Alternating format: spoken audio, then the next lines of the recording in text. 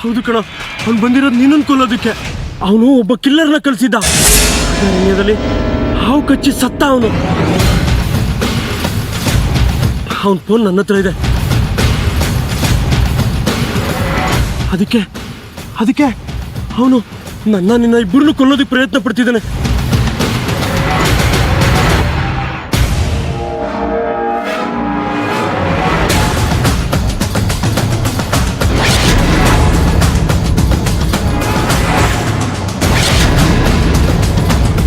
ಬೆಟ್ಟದಿಂದ ಹಾವನ್ನ, ಗಾಯಗೊಂಡು ಹುಲಿನ ಯಾವತ್ತೂ ನೆಗ್ಲೆಕ್ಟ್ ಮಾಡಬಾರ್ದು. ಇಷ್ಟೊತ್ತಿಗಾಗಲೇ ನನ್ನನ್ನು ಕೊಲ್ಲೋದಕ್ಕೆ ಯಾರೋ ನನ್ನ ಹಿಂದೆ ಬಿದ್ದಿದ್ದಾರೆ ಅಂತೇಳಿ ಅರ್ಜುನ್ಗೆ ನಂದನಿಂದ ಗೊತ್ತಾಗಿರುತ್ತೆ. ವಿಷಯ ಗೊತ್ತಾದ್ಮೇಲೆ ಅವನು ಸುಮ್ಮನೆ ಅಂತೂ ಇರೋದಿಲ್ಲ. ನನ್ನನ್ನು ಹುಡುಕೋದಕ್ಕೆ ಪ್ರಯತ್ನ ಪಡ್ತಾನೆ. ಆ ಪ್ರಯತ್ನದಲ್ಲಿ ನಾನೇನಾದರೂ ಸಿಕ್ಕಾಕೊಂಡ್ರೆ ನನ್ನನ್ನು ಉಳಿಸೋದಿಲ್ಲ ಅವನು.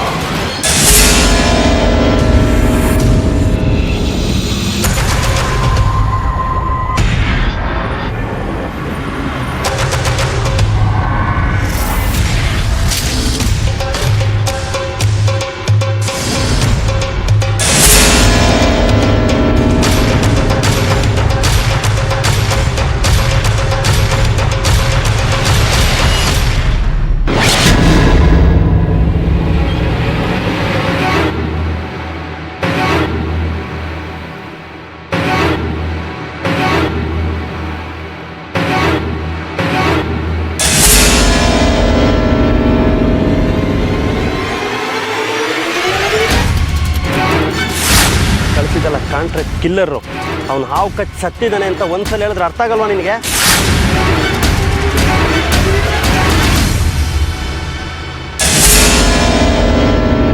ನಾಲಾಯಕ್, ಅರ್ಜುನನ ಕೊಲ್ಲೋ ಅಂತ ಕಳಿಸಿದ್ರೆ ನೀನೇ ಸತ್ತು ಬಿದ್ದಿದ್ಯಾ? ಇದಕ್ಕೆ ನಿನ್ನನ್ನು ಒಪ್ಪಿಸಿದ್ನಲ್ಲ, ಅದು ನನ್ನ ದೊಡ್ಡ ತಪ್ಪು. ತಿಂದು ನೀರು ಕುಡಿಲೇಬೇಕು ಅನ್ನೋ ಹಾಗೆ ನಾನು ಮಾಡಿದ ತಪ್ಪಿಗೆ ನಾನೇ ಅನುಭವಿಸ್ತೀನಿ. ನಿನ್ನ ಫೋನ್ ಈಗ ಅರ್ಜುನ್ ಫ್ರೆಂಡ್ ಹತ್ರ ಇದೆ. ನಿನ್ನ ಜೊತೆ ಅರ್ಜುನ್ ಮತ್ತು ಅವನ ಫ್ರೆಂಡ್ ಇಬ್ಬರನ್ನ ಕಳಿಸ್ತೀನಿ.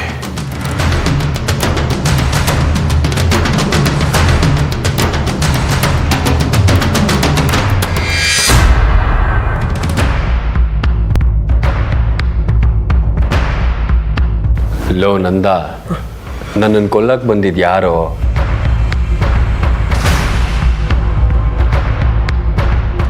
ಈಗ ನೀನು ಕೊಲ್ಲೋದಕ್ಕೆ ಯಾರೋ ಬಂದಿದ್ದಾರೆ ಅಂತ ಅರ್ಜುನ್ಗೆ ಹೇಳಿದ್ರೆ ಅರ್ಜುನನು ಸೇರಿ ಚಂದನ್ ಭರತ್ ಕೂಡ ಭಯ ಬೀಳ್ತಾರೆ. ಆ ಭಯದಲ್ಲಿ ಚಂದನ್ನು ಮತ್ತು ಭರತ್ ಏನು ಮಾಡ್ತಾರೆ ಅನ್ನೋದೇ ಗೊತ್ತಾಗಲ್ಲ. ಇಲ್ಲ, ಹೇಳೋದು ಬೇಡ. ಲೋ ನಂದ, ನನ್ನನ್ನು ಕೊಲ್ಲೋದಕ್ಕೆ ಯಾರು ಬಂದಿದ್ರು? ನಿನ್ನ ಕೊಲ್ಲೋದಕ್ಕೆ ಅನ್ನ? ಇಲ್ಲ, ನನ್ನ ಕೊಲ್ಲೋದಕ್ಕೆ. ಏಯ್, ಏನು ನೀನು ಗಳಿಗೆಗೂ ನಾನು ಮಾತಾಡ್ತಾ ಇದೆಯಾ? ಆರಾಮಾಗಿದ್ಯಾ? ನಾನೇ ಎಸ್ ಬ್ರೋ, ನಾನು ಕರೆಕ್ಟಾಗೇ ಇದ್ದೀನಿ. ಆದರೆ ಕಿಲ್ಲರ್ ಬಂದಿರೋದಂತೂ ಸತ್ಯ. ಅಲ್ಲ ಕಣೋ ನಂದ, ನಿಂಗೆ ಹಿಂದಿಲ್ಲ ಮುಂದಿಲ್ಲ, ಬಂಧು ಬಳಗ ಅಂತೂ ಮೊದಲೇ ಇಲ್ಲ. ಈ ದುಶ್ಮನ್ ಎಲ್ಲಿಂದ ಹುಟ್ಕೊಂಡ? ಅದೇ ನನಗೂ ಗೊತ್ತಾಗ್ತಾ ಇಲ್ಲ ಬ್ರೋ. ಇವನು ಮೊದಲೇ ಕಾಮಿಡಿ ಪೀಸು. ಹೋಗಿ ಇವನ್ ಮಾತು ನಾ ಸೀರಿಯಸ್ ಆಗಿ ತಗೋತಾ ಇದ್ದೆ ಇಲ್ಲ ಬ್ರೋ. ಬಿಡಿ ಬ್ರೋ, ಇವನ್ ಯಾವಾಗಲೂ ಇದ್ದಿದ್ದೆ. ನಂದ, ನೀನೇನು ಹೆದರ್ಕೋಬೇಡ. ಏನೇ ಆದರೂ ನನ್ನ ಪ್ರಾಣ ಕೊಟ್ಟಾದರೂ ನಿನ್ನ ಪ್ರಾಣ ಉಳಿಸ್ಕೊತೀನಿ, ಸರಿನಾ? It's my promise. Thanks bro, thanks. ನಿಜವಾಗ್ಲೂ ಜೀವ ಬೆದರಿಕೆ ಇರೋದು ನನಗಲ್ಲ ಗೆಳೆಯ, ನಿನಗೆ. ಆದರೆ ಈ ಸಮಯದಲ್ಲಿ ನಾನು ನಿನಗೆ ಹೇಳೋದಕ್ಕಾಗ್ತಾ ಇಲ್ಲ. ನನಗೆ ಕ್ಷಮಿಸು. ನೋಡಿ, ಏನೇ ಕಷ್ಟ ಆದರೂ 3 ದಿನ ನಾನು ನಾಗಶಂಕರ ದೇವಸ್ಥಾನಕ್ಕೆ ಹೋಗಲೇಬೇಕು, ಅಲ್ಲಿ ದರ್ಶನ ಮಾಡಲೇಬೇಕು. ಯಾಕೆ ಅಂದರೆ 3 ದಿನ ಹೋಗಿ ಪೂಜೆ ಮಾಡಿಸ್ಕೊಂಡು ದರ್ಶನ ಮಾಡಿ ಬರ್ತೀನಿ ಅಂತ ನಮ್ಮಪ್ಪಂಗೆ ಮಾತು ಕೊಟ್ಟಿದ್ದೀನಿ. ಏನೇ ಆದರೂ ನೀನು ಲಕ್ಕಿ ಮಗ. ಯಾಕೋ? ನಿನ್ನ ಮೇಲೆ ನಿಮ್ಮ ತಂದೆಗಿರೋ ಪ್ರೀತಿ, ನಿಮ್ಮ ತಂದೆಗೆ ನಿನ್ನ ಮೇಲಿರೋ ಪ್ರೀತಿ ಇದನ್ನು ಎಕ್ಸ್ಪ್ರೆಸ್ ಮಾಡೋದಕ್ಕೆ ಆಗಲ್ಲ. ನಿನ್ನನ್ನು ಎಲ್ಲಿ ಮುಗಿಸ್ಬೇಕು, ಹೇಗೆ ಮುಗಿಸ್ಬೇಕು ಅನ್ನೋದು ನನಗೆ ಗೊತ್ತು. ಅಲ್ಲೇ ಹಾಗೆ ಮುಗಿಸ್ತೀನಿ. ಆಗ ನೀನು ಸತ್ತಿದ್ದು ನನ್ನ ಪಿತೂರಿಯಿಂದ ಅಂತ ನನ್ನ ಮನೆಯವರೆಗೂ ಗೊತ್ತಾಗೋದಿಲ್ಲ. ಪೊಲೀಸ್ನವ್ರ ಕೈಗೂ ನಾನು ಸಿಕ್ಕಾಕೊಳ್ಳೋದಿಲ್ಲ. ನೀನು ಸಾಯ್ತೀಯ. ಹಾಗೆ ನನ್ನ ಮೇಲೆ ನಿನಗಿರೋ ಹಾಗೇನೂ ಸಾಯುತ್ತೆ.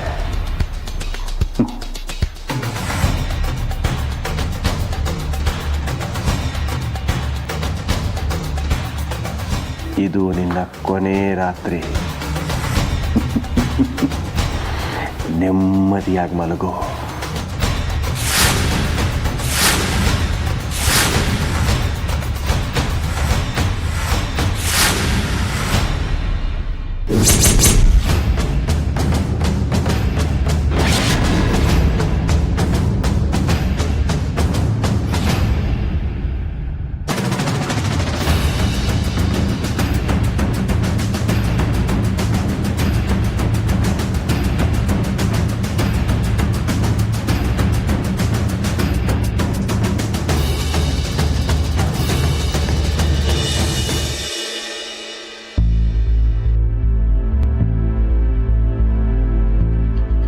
ಅಲ್ಲ ಕಣ್ರೋ, ನಿನ್ನೆ ಆದ ಇನ್ಸಿಡೆಂಟ್ನಿಂದ ನಾನು ಬದುಕ್ತೀನಿ ಅನ್ನೋ ಆಸೆನೇ ಕಳ್ಕೊಂಬಿಟ್ಟಿದ್ದೆ.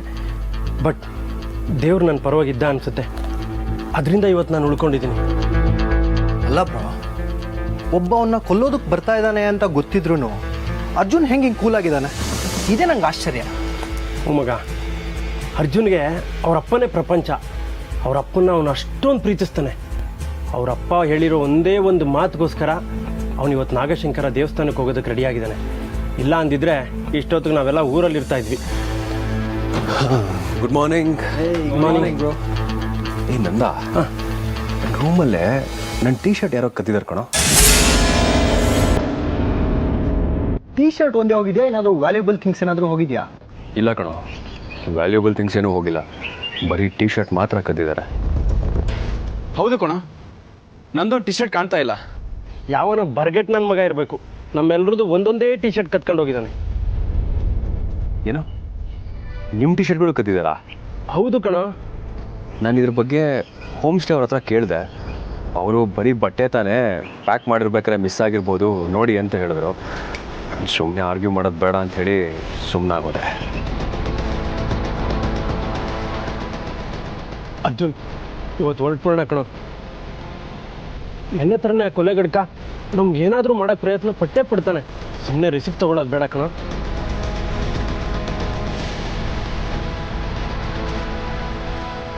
ಸಾರಿ ನಂದ, ನಾನು ದೇವಸ್ಥಾನಕ್ಕೆ ಹೋಗಲೇಬೇಕು. ಜೀವ ಉಳಿದ್ರೆ ಮತ್ತೆ ಬೇಕಾದರೂ ದೇವಸ್ಥಾನಕ್ಕೆ ಬರ್ಬೋದಲ್ವೇನೋ? ನನಗೆ ನೆನ್ನೆನೇ ಹೇಳಿದ್ದೀನಿ, ದೇವರು ನಮ್ಮನ್ನು ಕಾಪಾಡ್ತಾನೆ ಅಂತ. ನೀವು ಯಾರೂ ಟೆನ್ಷನ್ ಆಗಬೇಡಿ. ಹಾಂ, ಹಾಗೆ ನೆನ್ನೆ ಆ ಕಿಲ್ಲರ್ ಫೋನ್ಗೆ ಅವ್ನಿಗೆ ಕಾಂಟ್ರಾಕ್ಟ್ ಕೊಟ್ಟು ಒಂದು ಫೋನ್ ಮಾಡ್ದ ಅಂತ ಹೇಳಿದ್ಯಲ್ಲ, ಆ ಫೋನ್ ತೊಗೊಂಡು ಬಾ. ಅದರಲ್ಲಿರೋ ನಂಬರು ನನಗೆ ಗೊತ್ತಿದ್ರೂ ಗೊತ್ತಿರ್ಬೋದು. ಸರಿ, ರೂಮಲ್ಲಿದೆ, ಈಗಲೇ ತೊಗೊಂಡು.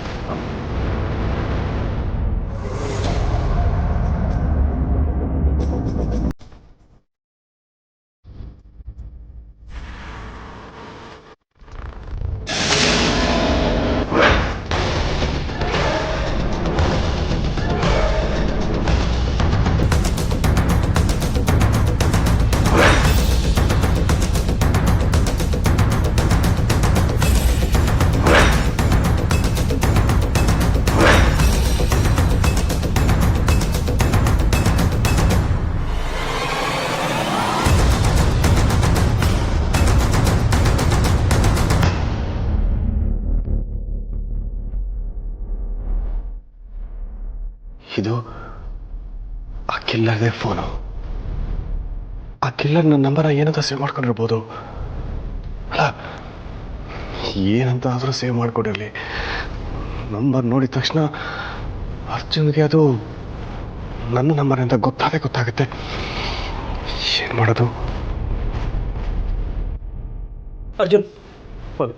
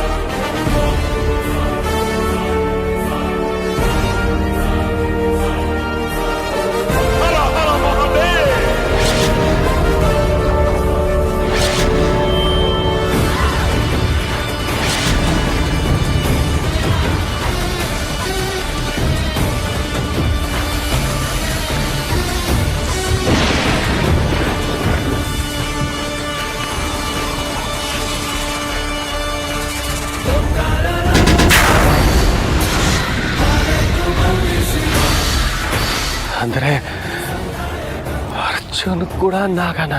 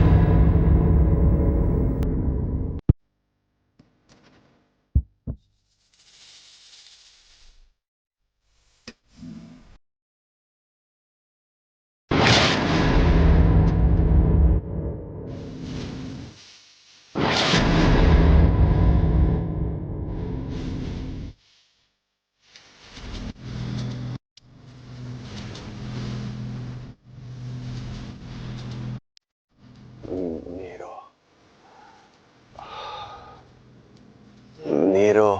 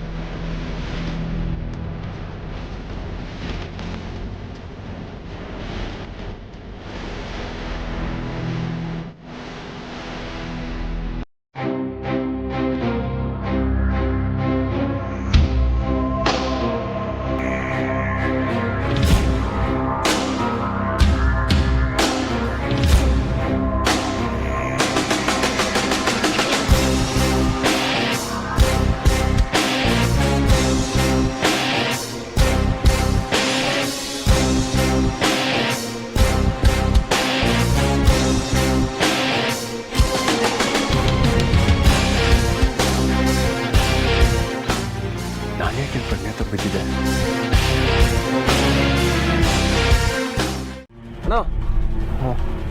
ನೀರು ಕುಡಿ.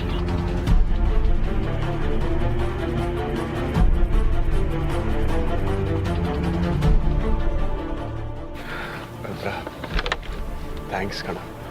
ಥ್ಯಾಂಕ್ಸಾ? ಯಾಕಣ್ಣ? ಯಾಕೆಂದರೆ ನಿನ್ನ ಜೀವ ಉಳಿಸ್ತೀಯಲ್ಲ ಅದಕ್ಕೆ. ಅಣ್ಣ, ನಿನ್ನ ಜಾಗದಲ್ಲಿ ನಾನೇ ಇದ್ದಿದ್ರೆ ನೀನು ಹಾವುಗಳಿಗೆ ಆಹುತಿ ಆಗಲಿ ಅಂತ ಬಿಟ್ಬಿಡ್ತಾ ಇದ್ದ? ಇಲ್ಲ ಕಣ. ಇದನ್ನೇ ಅಣ್ಣ ರಕ್ತ ಸಂಬಂಧ ಅನ್ನೋದು. ನಮ್ಮಿಬ್ಬರ ಮಧ್ಯೆ ಏನೇ ಭಿನ್ನಾಭಿಪ್ರಾಯ ಇದ್ರೂ ಸಹ ನಾವು ಒಂದೇ ತಾಯಿ ಮಕ್ಕಳು ಅನ್ನೋದನ್ನು ಮರಿಬಾರ್ದು. ನಿನ್ನ ಕಷ್ಟಕ್ಕೆ ನಾನಾಗಬೇಕು, ನನ್ನ ಕಷ್ಟಕ್ಕೆ ನೀನು. ಆಗಲೇ ಅಣ್ಣ ತಮ್ಮ ಅಂತ ಅನ್ಸ್ಕೊಂಡಿದ್ದಕ್ಕೋ ಸಾರ್ಥಕ ಆಗೋದು. ನಾಗಮಣಿನ ನನ್ನಿಂದ ಕಿತ್ಕೊಂಡೇನೋ ಒಂದೇ ಒಂದು ಕಾರಣಕ್ಕೆ ನಾನು ನಿನ್ನ ಶತ್ರು ಥರ ನೋಡ್ತಾ ಇದ್ದೆ. ಆದರೆ ನೀನು ನನ್ನ ತಮ್ಮ ಅಂತ ನಿರೂಪಿಸ್ಬಿಟ್ಟೆ ಕಣ. ಅಣ್ಣ, ನಾಗಮಣಿ ನನ್ನ ಹತ್ರನೂ ಇಲ್ಲ, ನಿನ್ನ ಹತ್ರನೂ ಇಲ್ಲ. ಅದು ಎಲ್ಲಿದೆ ಅನ್ನೋದು ನಿನಗೂ ಗೊತ್ತಿಲ್ಲ, ನನಗೂ ಸಹ ಗೊತ್ತಿಲ್ಲ. ಇಂಥ ಸಮಯದಲ್ಲಿ ನಾವಿಬ್ಬರು ಕೈ ಜೋಡಿಸಿದ್ರೆ ಆದಷ್ಟು ಬೇಗ ನಾಗಮಣಿ ಎಲ್ಲೇ ಇದ್ರೂ ನಮ್ಮ ವಶಕ್ಕೆ ಪಡ್ಕೋಬೋದು. ನಿಜ ಕಣ, ನಿಜ. ಅದು ಸರಿ, ನಾನಿಲ್ಲಿದ್ದೀನಿ ಅಂತ ನಿನಗೆ ಹೇಗೆ ಗೊತ್ತಾಯಿತು? ಭೈರವ ಹೇಳಿದ್ರು.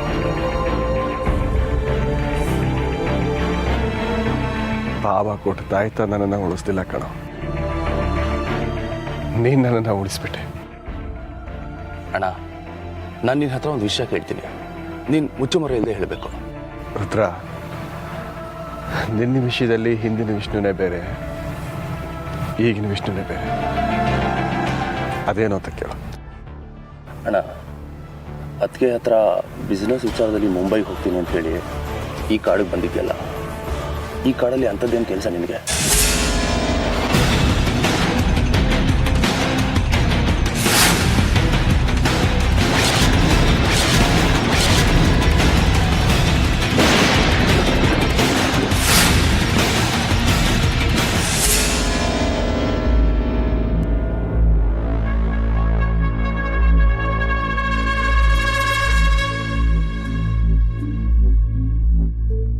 ಅಲ್ಲ ಮಗ, ಭರತ್ ಚಂದನ್ ಇಬ್ರು ಕಾಡಿಂದ ಹೊರಗೆ ಹೋಗಿ ಹೋಮ್ ಸ್ಟೇಲಿ ಇರ್ತಾರೆ ಅಂತ ಅನ್ಕೊಂಡೆ. ಆದ್ರೆ ಹೇಳ್ದೆ ಕೇಳದೆ ಓಡೋಗಿದ್ದಾರೆ ಅಂದ್ರೆ ಇನ್ಯಾವ ರೇಂಜಿಗೆ ಭಯ ಪಟ್ಟಿರ್ಬೇಕು ಅಂತ ನೀನೇ ಯೋಚನೆ ಮಾಡು. ಆ ನಾಗಾರಣ್ಯದ ಇನ್ಸಿಡೆಂಟ್ನ ನೆನೆಸ್ಕೊಂಡ್ರೆ ನನ್ಗೀಗ್ಲೂ ಮೈ ಜುಮ್ ಅನ್ನುತ್ತೆ. ನಂದ, ನೀನು ಅವರು ಹೆದರ್ಕೊಂಡಾಗೆ ನನಗೇನು ಭಯ ಆಗಲಿಲ್ಲ ಕಣ. ಒಳ್ಳೆ ಮರ್ಯಾದೆ ಕೊಟ್ಟೆ ಬಿಡಪ್ಪ ನೀನು. ಅಲ್ಲ ಮಗ, ನಾವು ಅವತ್ತು ಅಲ್ಲಿದ್ದ ಪರಿಸ್ಥಿತಿಗೆ ಅವತ್ತೇ ಕೊನೆ ದಿನ ಅನ್ಕೊಂಡಿದ್ದೆ. ನೀನ್ ನೋಡಿದ್ರೆ ಹೀಗೆ ಹೇಳ್ತಿದ್ಯಲ್ಲ. ನೋಡು ನಂದ, ಯಾವುದೇ ಪ್ರಾಣಿಗಳಾದ್ರೂ ನಾವು ಅವಕ್ಕೆ ತೊಂದರೆ ಕೊಟ್ರೆ ಮಾತ್ರ ಅವು ನಮಗೆ ತೊಂದರೆ ಕೊಡೋದು. ಕಣಪ್ಪ, ನಾನ್ ಕೋಲ್ ತಗೊಂಡು ಮಲಗಿರೋ ಅವಾಗೆ ಪಟ ಪಟ ಅಂತ ಹೊಡೆದು ಓಡಿಸ್ಕೊಬಾ ಅಂತ ಹೇಳಿದೆ. ಅಲ್ಲ ಕಣ, ನಾನೇನೋ ಅದಕ್ಕೆ ತೊಂದರೆ ಕೊಟ್ಟಿದ್ದೆ, ಅವ್ಯಾಕೆ ನಾನು ಓಡಿಸ್ಕೊಂಡ್ ಬರ್ಬೇಕು ಅಂತ. ಇದಕ್ ಮಾತ್ರ ನಿನ್ನ ಹತ್ರ ಉತ್ತರ ಇಲ್ಲ ಅಲ್ವಾ?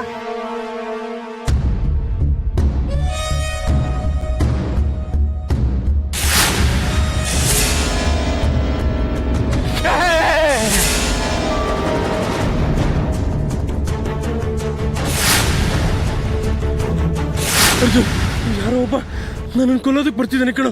ಅವ್ನು ಬಂದಿರೋದು ನಿನ್ನನ್ನು ಕೊಲ್ಲೋದಕ್ಕೆ. ಅವನು ಒಬ್ಬ ಕಿಲ್ಲರ್ನ ಕಳಿಸಿದ್ದ. ಅರಣ್ಯದಲ್ಲಿ ಹಾವು ಕಚ್ಚಿ ಸತ್ತ ಅವನು.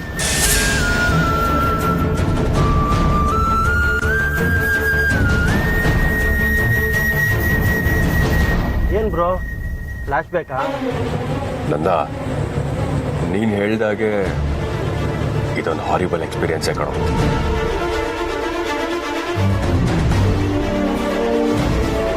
ನೋಡು ಅರ್ಜುನ್, ನೀನ್ ಬೇರೆ ಎಲ್ಲಿಗಾದ್ರೂ ಕರಿ, ನಾನು ಬರ್ತೀನಿ. ಆದ್ರೆ ಆ ಕಾಳಿಂಗಪುರ, ಅದರಲ್ಲೂ ಆ ನಾಗಾರಣ್ಯದ ವಿಷಯ ಮಾತ್ರ ಎತ್ತಲೇ ಬೇಡಪ್ಪ. ನಾನು ಯಾವುದೇ ಕಾರಣಕ್ಕೂ ಬರಲ್ಲ. ಸರಿ ಬಿಡೋ.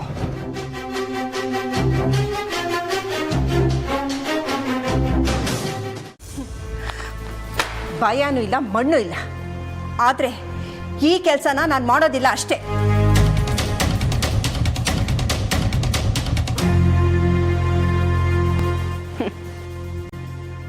ಸರಿ ಬಿಡಿ,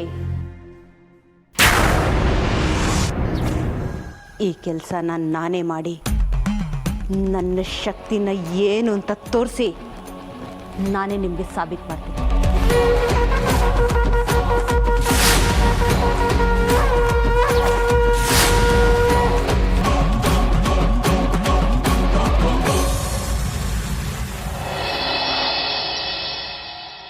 ಸರ್ವೇಶ್ವರ, ಸರ್ವರಕ್ಷಕ, ಸಕಲ ಜೀವರಾಶಿಗಳಿಗೂ ಆಶ್ರಯದಾತ ನೀನು.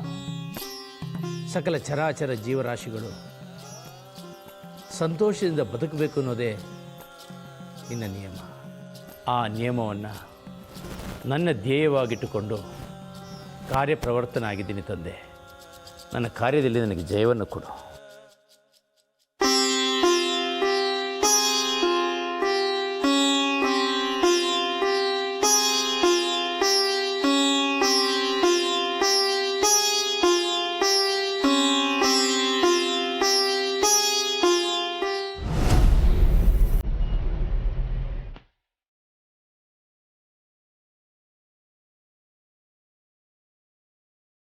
ಏನಾದರೂ ಉಪಾಯ ಮಾಡಿ ಈ ಮಂತ್ರಿಸಿರೋ ಮಂತ್ರಸೂತ್ರನ ನಾಗಿಣಿಗೆ ಮುಟ್ಟಿಸ್ಬಿಟ್ರೆ ನನ್ನ ಕಾರ್ಯದಲ್ಲಿ ನನಗೆ ಯಶಸ್ಸು ಸಿಕ್ತಾಗೆ.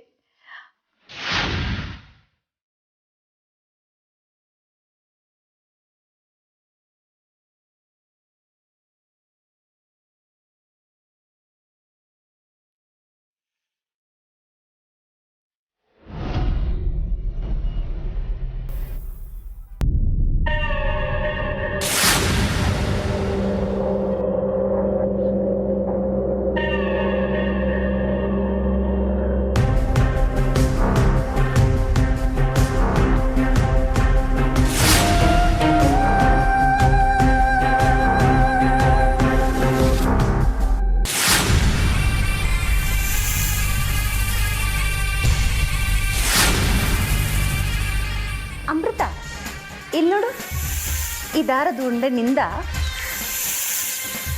ನಿನ್ನನ್ನೇ ಕೇಳ್ತಿರೋದು ನೋಡಿಲ್ಲಿ.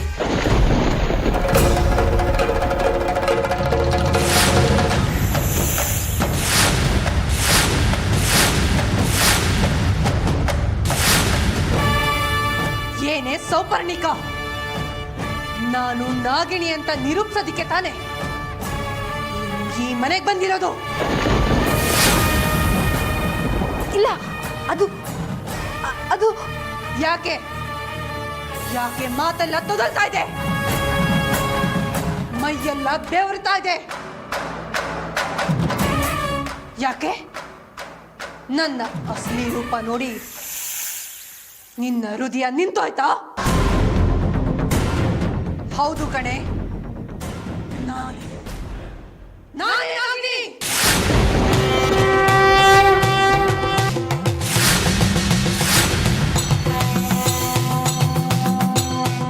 ಇದರಲ್ಲಿ ನನ್ನ ತಪ್ಪೇನೂ ಇಲ್ಲ. ಈ ಸಂಚಿನ ಹಿಂದೆ ತ್ರಿವೇಣಿ ಇದ್ದಾರೆ. ನಿನ್ನ ಮಾತನ್ನ ನಂಬೋ ಅಷ್ಟು ಮೂರ್ಖಳಲ್ಲ ನಾನು. ನಿನ್ನ ಅಣ್ಣನ ಆಯುಸ್ಸು ಮುಗಿದ ಹಾಗೆ ನಿನ್ನ ಆಯುಸ್ಸು ಕೂಡ ಮುಗಿದೋಯ್ತು. ಇನ್ನು ಕೆಲವು ಕ್ಷಣಗಳಲ್ಲಿ ನೀನು ಯಮಪುರಕ್ಕೆ ಸೇರ್ತೀಯ. ನನಗೇನ್ ಮಾಡ್ಬೇಡ. ನೀನ್ ಮಾತ್ರ ನನ್ನನ್ನ ನಾಗಿಣಿ ಅಂತ ನಿರೂಪಿಸೋದಿಕ್ಕೆ ಏನ್ ಬೇಕಾದ್ರೂ ಮಾಡ್ಬೋದು. ನಾನು ಮಾತ್ರ ನಿನ್ನನ್ನ ಸುಮ್ಮನೆ ಬಿಡ್ಬೇಕಾ? ಹೌದು, ನಾನೇ ನಾಗಿಣಿ. ಏನ್ ಮಾಡಕ್ಕಾಗುತ್ತೆ ನಿನ್ ಕೈಲಿ? ನಿನ್ನ ಪಾಲಿಗೆ, ತ್ರಿವೇಣಿ ಪಾಲಿಗೆ, ಈ ಮನೆಯವರ ಪಾಲಿಗೆ ನಾನೇ ಮೃತ್ಯು. ಅದೇ ಮೃತ್ಯು ರೂಪದಲ್ಲಿ ಬಂದಿರೋ ನಾಗಿಣಿ.